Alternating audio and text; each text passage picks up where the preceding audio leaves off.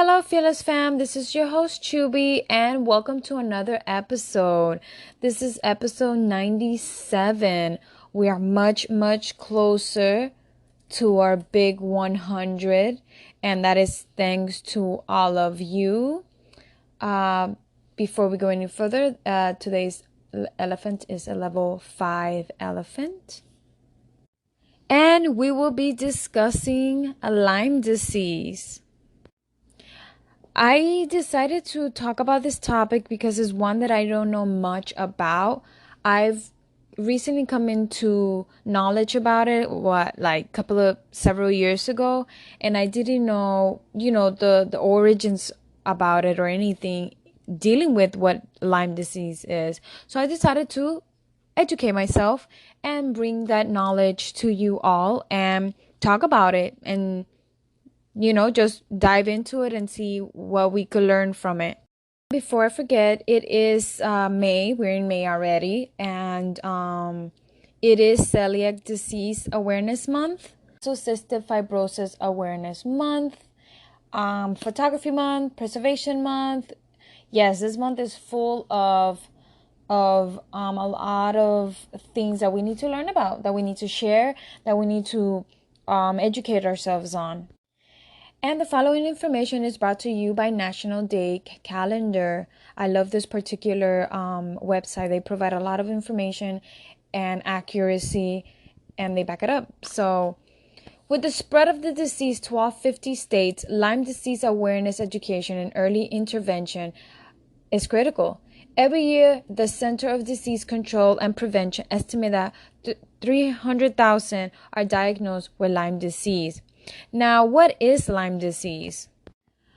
Lyme disease is a little bit tricky to actually describe, like the definition and its full, because it's an inflammatory disease characterized at first by a rash, headache, fever, and chills, and later by possibly arthritis and neurological and cardiac disorders caused by a bacteria that are transmitted by ticks.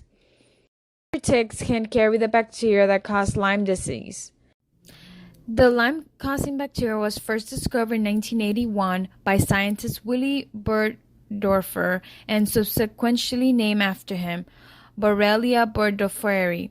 When scientists refer to the species Borrelia burgdorferi sensu stricto, they are referring to one of the two strains in this species. B. burgdorferi B31 or B. burgdorferi 297, transmitted by the black-legged tick. It is the predominant species in North America, but it is also common in Europe. And please bear with me, I've tried to pronounce these names as accurately as possible. I've repeated it many times, but again, human, but I'm trying to bring this to you. And thank you all for listening again. Thank you. So, these black-legged ticks, they're in wooded and grassy areas. Depending on where you live, tick season can range from climate to climate, but they're active in the late summer, fall, and during a mild winter for some regions. So with that being said, if you're in one of these areas that are very woody and grassy, you gotta be careful during the summer and fall. Now, this is the tricky part about these ticks. A tick must be attached to your body for 24 to 36 hours in order to spread the bacteria to your blood. Black-legged ticks can be so small that they are almost impossible to see. Many people with Lyme disease never even see or feel a tick on their body. Most people who are bitten by a tick do not get Lyme disease. So remember that.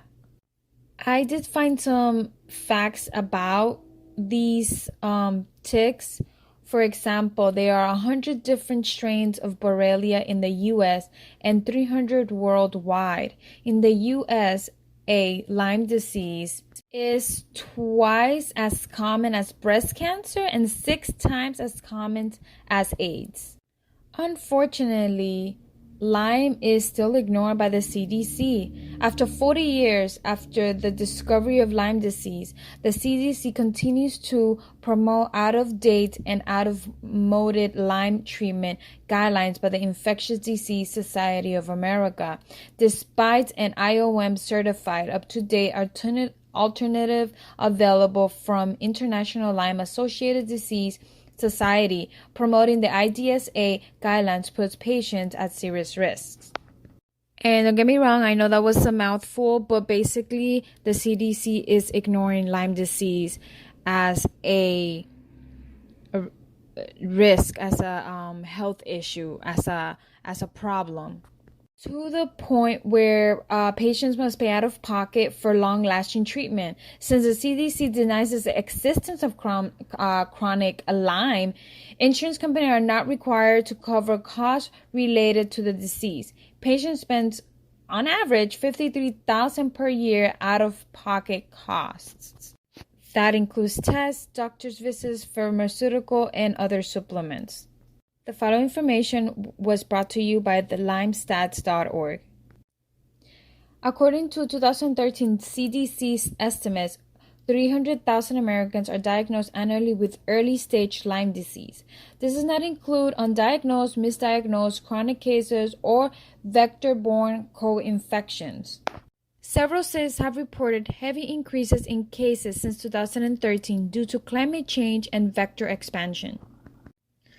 The disease has a worldwide distribution, is moved a long distances by birds, has a high attack rate and explosive spread, offers minimal immunity, can lead to a wide range of chronic manifestations not previously described, is transmitted by a vector, and can lead to severe illness or death. In the 40 years since Lyme disease was first recognized, the CDC has failed to deliver reliable tests, create an effective multi-strain vaccine, curb increase in reported cases, control geographic spread, improve a treatment failure rate of 36%.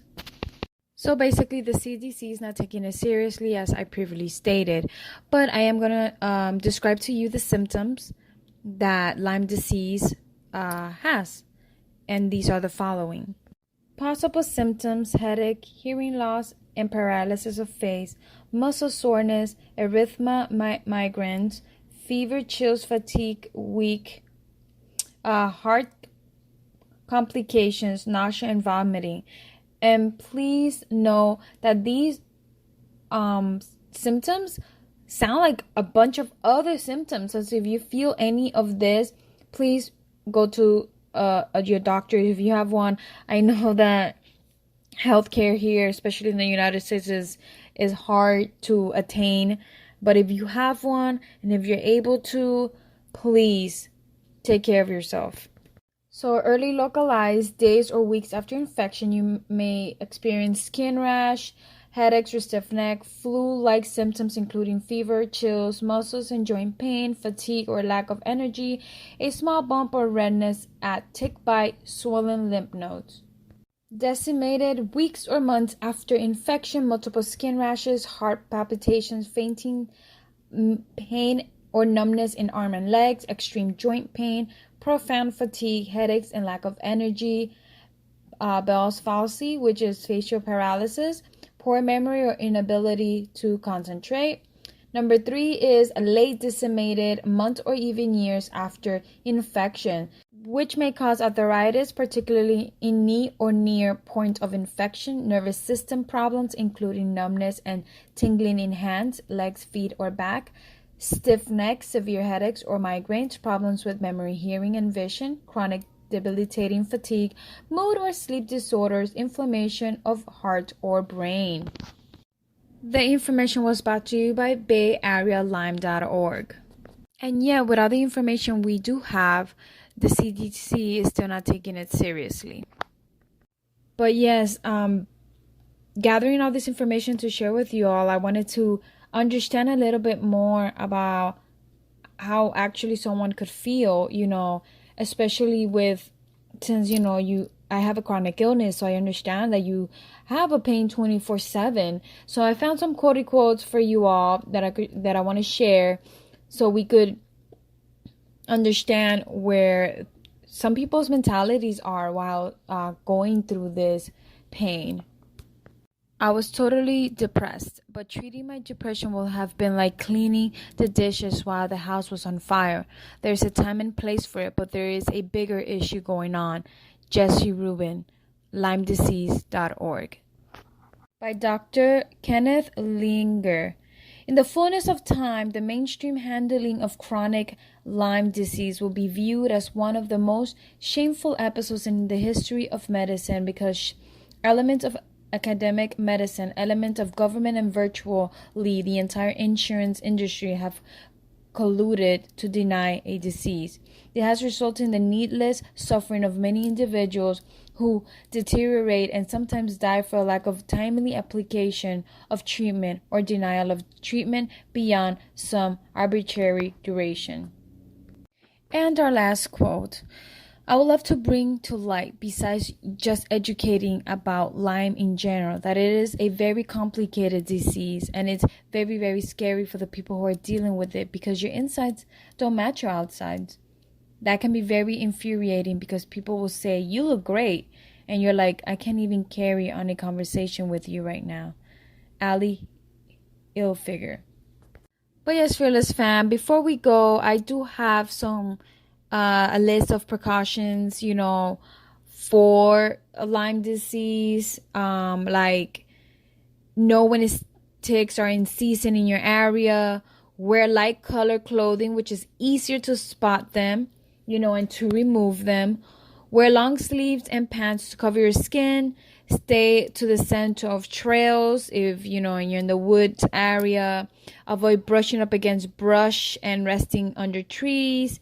Keep your yard maintained and shrub trimmed. After spending time outdoors, do a tick check. Check your pets too. Use EPA registered insect repellent with DEET, D-E-E-T, and follow instructions for safety. And treat clothing and gear with 0% 5-permethrin. These are some ways to prevent, to help you in your area. But yes, Fearless fam, that was some ways on how to prevent getting bit by a tick. Stay safe out there with everything that's going on. These are one of the other things we have to worry about.